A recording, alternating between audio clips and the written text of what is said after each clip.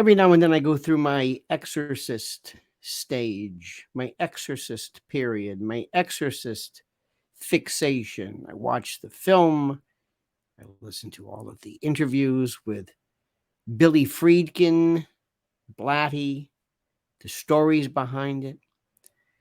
I hearken back to my Catholic education, my reference, my knowledge of it, the cinematic version of The Devil, Rosemary's Baby, the more comical versions of it, Devil's Advocate. Remember, De Niro was loose, Cypher. There's always this silly aspect to the devil.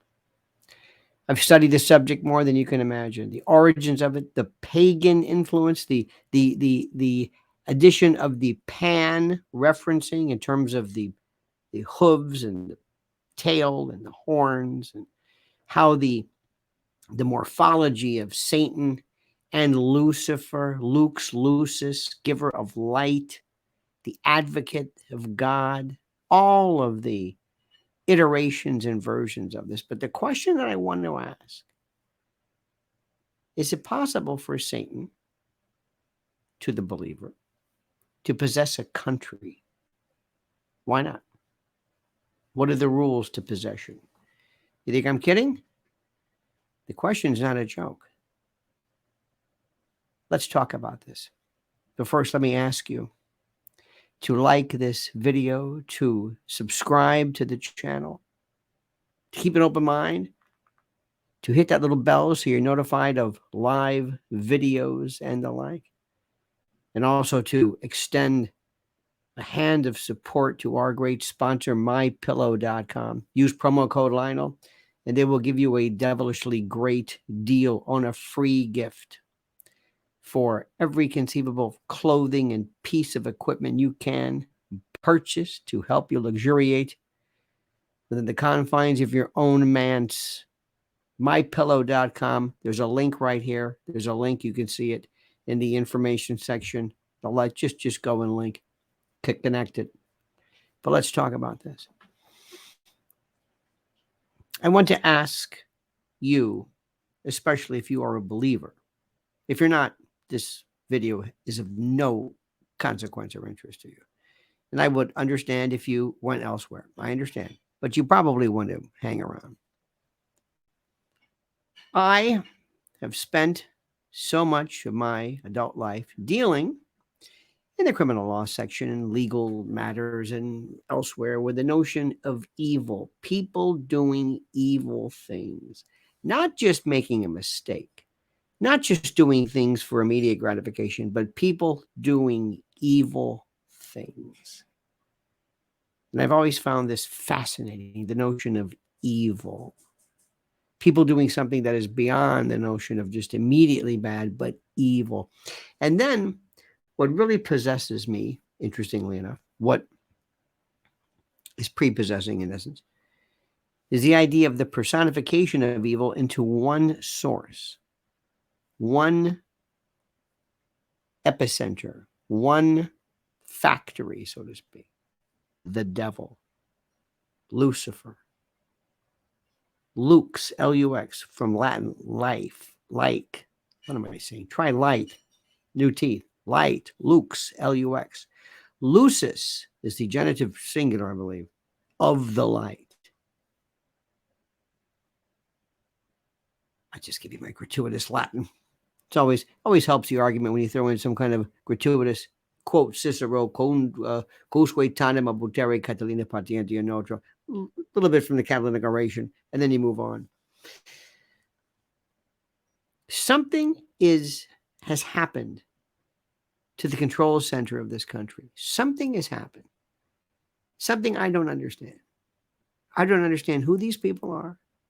I don't understand for the life of me the idea of grown adults wanting to genetically or genitally ablate, disfigure, butcher,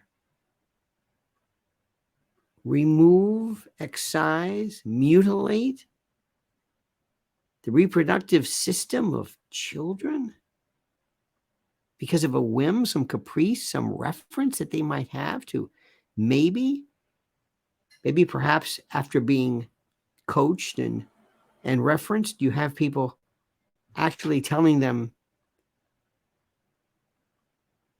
you want to be a boy, don't you? You want to be a girl, don't you? I'll help you. Think about this, to be an adult and actually come forward and say, I'm going to assist you. I'm going to give you powerful drugs that will interrupt God's natural, morphological, physiological evolution from child to adult. What is the number one? What is the essence, if you think about it? What is the primary concern of any organism, of any living being? Is perpetuation of the species. Doing that which propels and promotes the species, the whatever it is.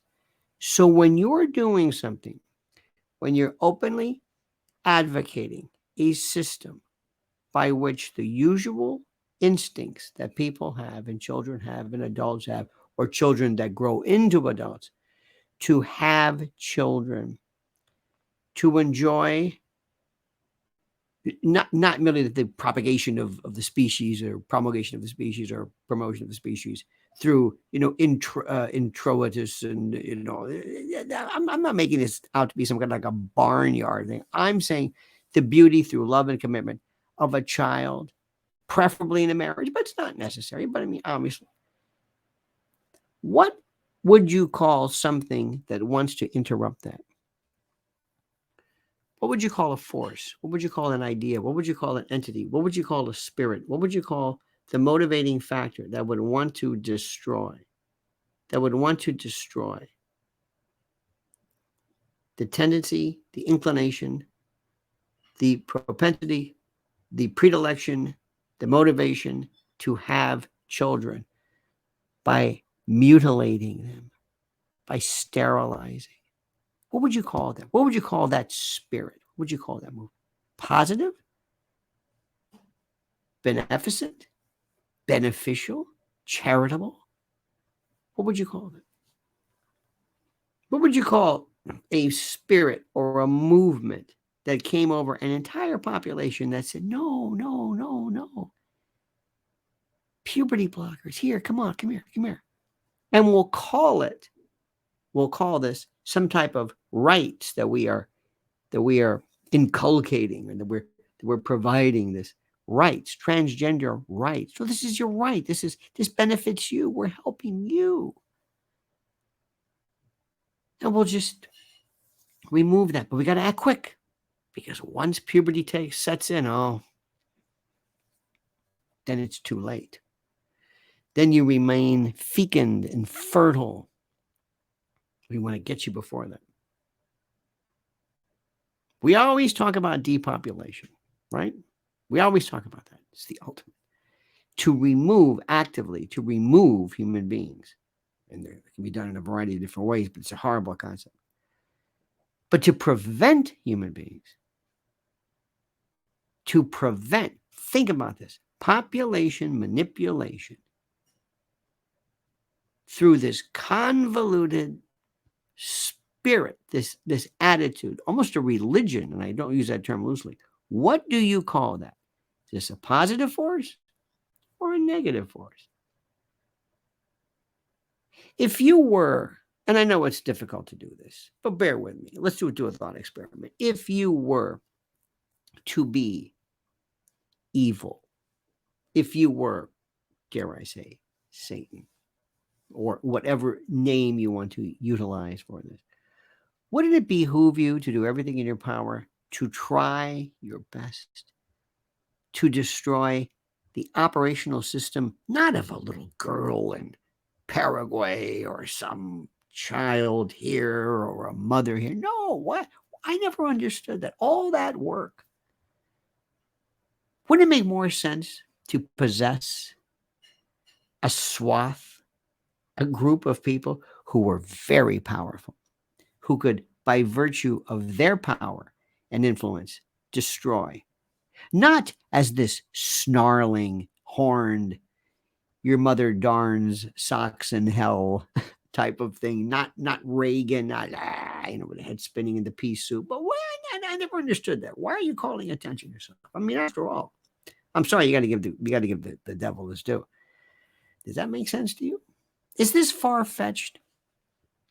Think of it as a thought experiment. Think of it as just me asking you a question. Is this far fetched?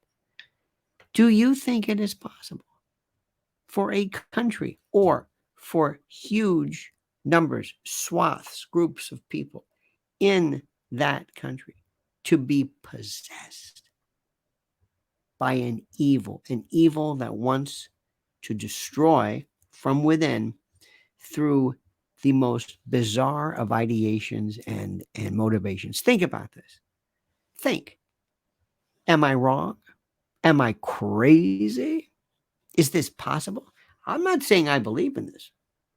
I'm merely giving you this as a thought experiment, something to discuss. And I would be so honored if you would do that. So please like the video, subscribe to the channel, hit the little bell so you're notified of new videos. Don't forget our sponsor, mypillow.com, promo code Lionel. There's a link there.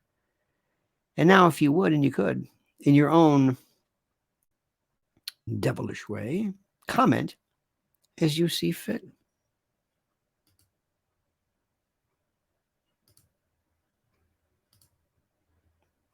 Let me try this again.